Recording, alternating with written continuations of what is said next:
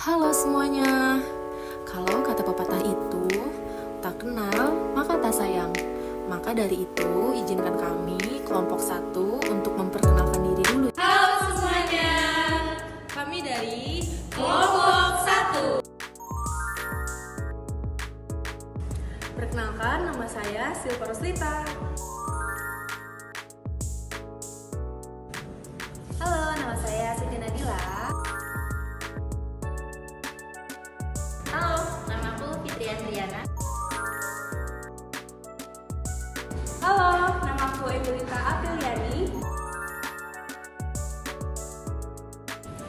Halo, nama saya Ica Puji Lestari.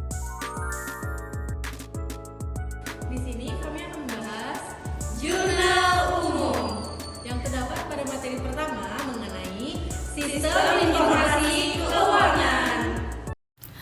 Halo teman-teman, di sini kami sedang berdiskusi mengenai materi yang akan kami sampaikan, yaitu jurnal umum.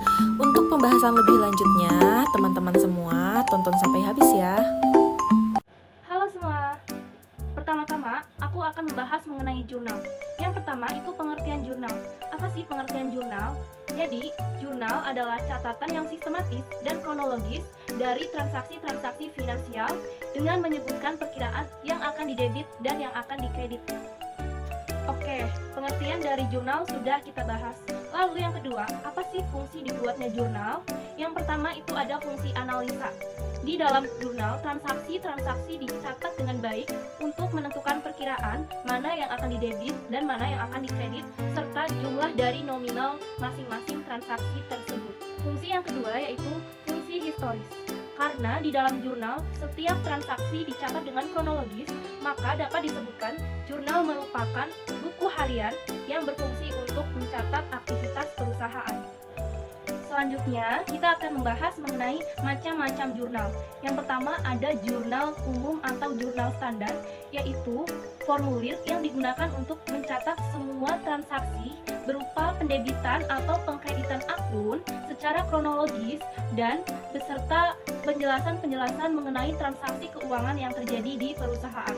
Yang kedua yaitu ada jurnal khusus, yaitu formulir yang digunakan untuk mencatat transaksi sejenis atau transaksi yang terjadi secara berulang. Nah, contoh dari jurnal ini yaitu jurnal pembelian, jurnal penerimaan kas, jurnal pengeluaran kas, serta jurnal penjualan. Assalamualaikum warahmatullahi wabarakatuh. Halo teman-teman, saya Dila yang akan membahas materi tentang klasifikasi akun di dalam jurnal. Untuk akun di dalam jurnal terbagi menjadi beberapa jenis. Untuk materi yang pertama yaitu harta. Harta terbagi menjadi dua jenis, ada harta lancar dan juga ada harta tetap. Untuk harta lancar sendiri meliputi kas, piutang usaha, persediaan barang dagang, perlengkapan, dan yang terakhir ada beban dibayar di muka. Kemudian untuk harta tetapnya meliputi tanah, gedung, akumulasi penyusutan gedung, peralatan, dan akumulasi penyusutan peralatan. Kemudian yang kedua ada utang. Utang sendiri terbagi menjadi dua jenis, ada utang lancar dan utang jangka panjang. Untuk utang lancar, ada beberapa jenis juga. Yang pertama ada utang usaha, utang beban, utang bunga, dan yang terakhir utang pajak. Kemudian ada utang jangka panjang meliputi utang hipotek dan utang obligasi. Kemudian yang ketiga ada modal. Modal yang terdiri dari pertama modal tentunya, dan yang kedua ada PRIF, dan yang ketiga ada ikhtisar laba rugi. Apa sih PRIF itu? Nah, PRIF ini merupakan pengambilan sejumlah uang dari kas atau kekayaan perusahaan oleh pemilik atau pemegang saham untuk keperluan pribadi. Sedangkan kalau untuk ikhtisar laba rugi merupakan laporan keuangan yang merangkum tentang pendapatan, beban, ada keuntungan, kerugian oleh suatu perusahaan dalam suatu periode tertentu. Nah, kemudian di sini ada pendapatan. Pendapatan terdapat beberapa jenis. Ada pendapatan usaha, ada pendapatan bunga, dan pendapatan lain-lain. Kemudian yang terakhir ada beban. Beban ada beberapa jenis juga. Yang pertama ada beban usaha, beban gaji, beban iklan, beban perlengkapan, beban sewa, beban penyusutan gedung, beban penyusutan peralatan, beban lain-lain, dan yang terakhir ada beban bunga. Demikian materi yang dapat saya sampaikan, dan untuk materi selanjutnya akan dibahas oleh rekan saya di next video. Oke, di sini saya akan menjelaskan bagaimana caranya pengisian ke dalam jurnal. Proses pemindahan dari transaksi ke dalam jurnal disebut penjurnalan. Agar dapat memahaminya secara jelas bagaimana mencatat transaksi ke dalam jurnal, maka berikut inilah cara-caranya pengisian ke dalam formulir jurnal umum. Di sini ada mencatat tanggal. Pertama, tahun dicatat pada kolom tanggal paling atas pada baris pertama dan hanya ditulis satu kali pada setiap halaman, kecuali jika telah berganti halaman ataupun berganti tahun. Kedua, bulan ditulis pada baris kedua pada kolom tanggal dan hanya ditulis satu kali pada setiap halaman kecuali telah berganti halaman ataupun telah berganti bulan. Ketiga, tanggal ditulis pada barisan kedua pada kolom tanggal yang berlajur kecil tiap terjadi transaksi. Di sini juga ada mendebit, perkiraan, akun atau nama perkiraan atau yang harus didebit dicatat setelah atas dan merapat ke sebelah kiri pada garis kolom tanggal. Kolom di sebelah kiri dari kolom keterangan bisa juga kolom nomor bukti jika kolom ini dianggap perlu dan dibuat sebelumnya. Selanjutnya, keterangan singkat tentang transaksi yang bersangkutan, sehingga setiap orang yang membaca ayat jurnal tersebut mengetahui tentang transaksi apa yang terjadi. Dicatat perubahan terjadi termasuk pilihnya yang terlihat dalam transaksi tersebut. Referensi atau petunjuk diisi dengan nomor perkiraan apabila ayat jurnal telah dipindahkan ke perkiraan tersebut. Debit, jumlah atau nilai uang dalam transaksi untuk perkiraan harus didebit. Halaman, tiap halaman jurnal diberi nomor halaman, jurnal untuk halaman kanan di sudut kiri atas. Selain tanggal, tahun, dan bulan kan dicatat di dalam jurnal di kolom pertama. Tahun dicatat sebelah ayat jurnal yang pertama. Tiap-tiap bulan sama, hanya tulis sekali saja. Tiap-tiap halaman jurnal dijumlahkan baik debit maupun kredit, kemudian pindahkan ke halaman berikutnya. Contoh kasus, transaksi yang diambil dari perbukuan toko Fajar Ekawati milik Tuan Konrad yang terjadi pada bulan November 2017. Di tanggal 1 November, Tuan Konrad menyetor ke kas perusahaan uang pribadi sebagai modal 6 juta rupiah. Di tanggal 3 November, dibeli inventaris toko tunai senilai 600.000 rupiah. Di tanggal 5 November, dibeli barang dagangan tunai senilai 1.800.000 rupiah. Di tanggal 9 November, dijual per 30 hari barang dagang kepada Tuan Chandra sebesar 1 juta rupiah.